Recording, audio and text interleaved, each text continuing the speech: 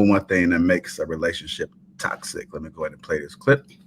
To toxic relationships, and that is conflicting intimacy needs. One person is needy and wants connection and wants reassurance and wants to build a life together, and they want labels and they want to know where this is going, and the other person likes to take it slow, wants space, wants distance, wants no pressure. When you have these two individuals coming together that have formed an attachment because they may have shared interests or they may have sexual chemistry or whatever it is, because their core needs for intimacy are polar opposite, there is going to be embedded conflict. They're always going to fight. Now, the first sign that you have opposite intimacy needs is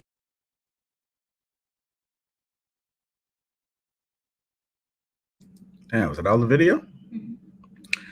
All right, let's go ahead and get into it. The number one thing that makes a relationship toxic. The number one thing that makes a relationship toxic. Why are you laughing, Lego? The super chat. The first super chat.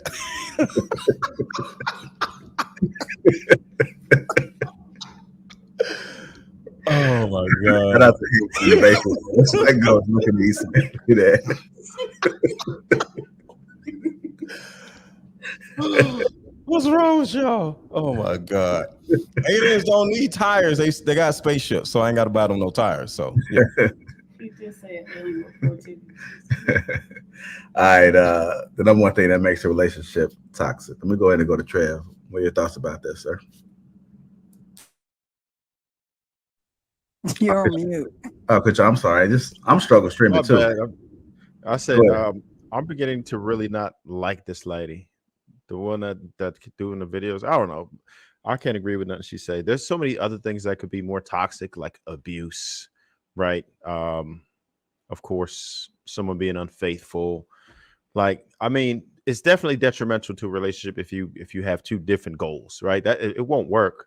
But I mean, it's just going to kind of fizzle out. I don't know if it'll necessarily be as toxic as she's describing. If you can try to work with each other, you can probably get past that, right? But again, there's so many things that, like, if someone's abusing you, you can't really get past that.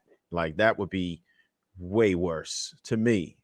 But that's how I feel about it. I mean, I don't know about this lady, man. Like, she's kind of pissing me off right now.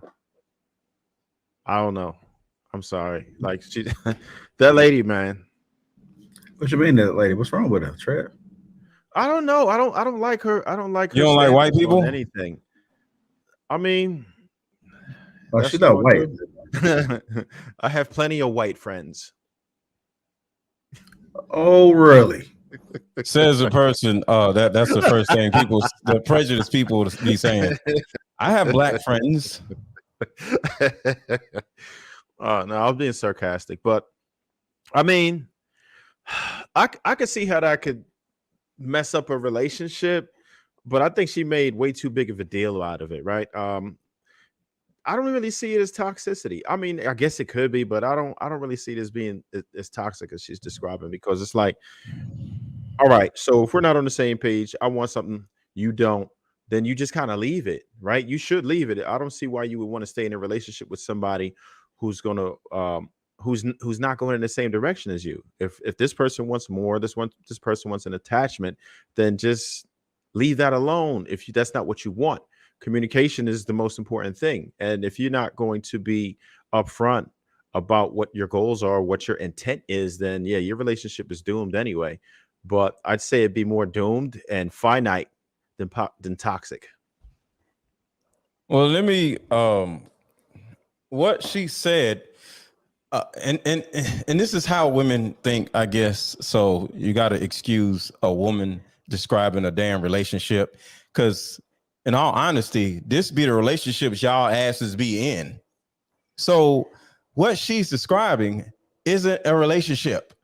This is the dumb shit that y'all be in.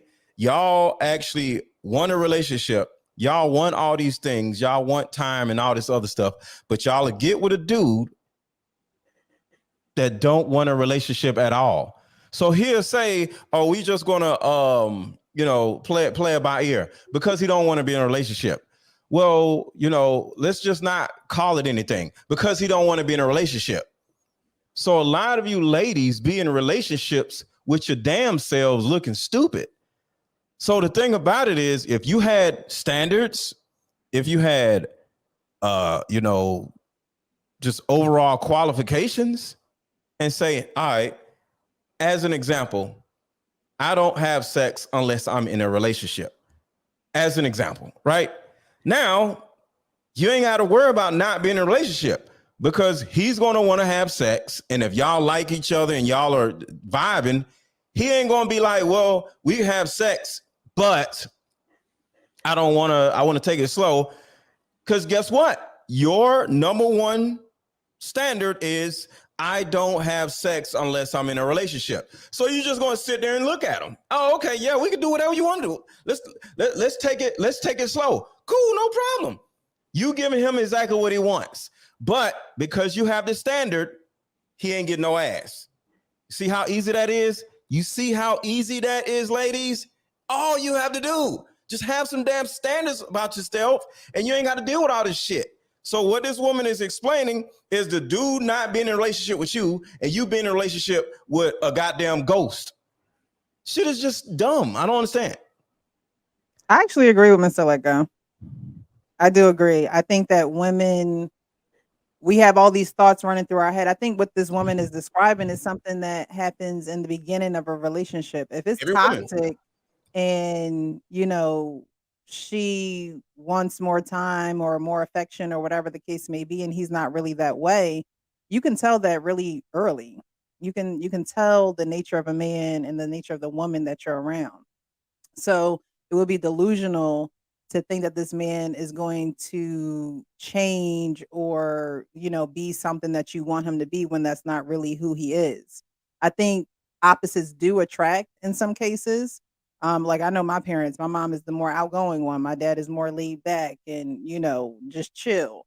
But that works for them. That doesn't work for everybody. You have women that want to be up under their man 24/7. It's not realistic, but in their head, they think that that's what it's supposed to be.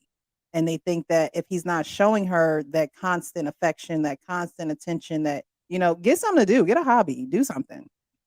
But don't take it as it being toxic. That could just be the nature of that man. It just could be his nature. And we as women try to change that or try to pull something out of him that's just not it. That maybe that's just not the man for you. If you want a different type of reaction or a different type of nature of a man. All right, go ahead, Penny. What are your thoughts about it? These relationships and I toxic. think what she was saying, it happens in normal relationships.